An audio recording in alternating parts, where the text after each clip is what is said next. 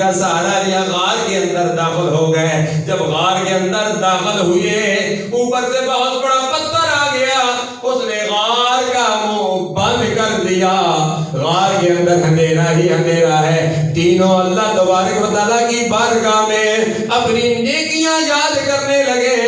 ایک کہنے لگا یا الہ العالمین فلاں وقت میں گناہ کرنے لگا تھا، لیکن تیرے ڈر کی وجہ سے نہیں کیا، کوئی نہیں دیکھ رہا تھا، میرے دل میں خیال آیا یا تو دیکھ رہا ہے، میں نے گناہ نہیں کیا۔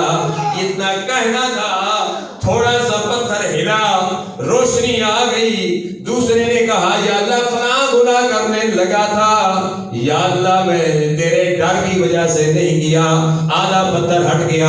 تیسرے نے کہا یا اللہ فلاں گناہ کرنے لگا تھا، کوئی بھی نہیں تھا، یا اللہ دل میں خیال آیا جس رب کا بندہ وہ رب تو دیکھ رہا ہے، یا الہ العالمین ہم تینوں نے تیرے ڈر کی وجہ سے فلاں گناہ نہیں کیے۔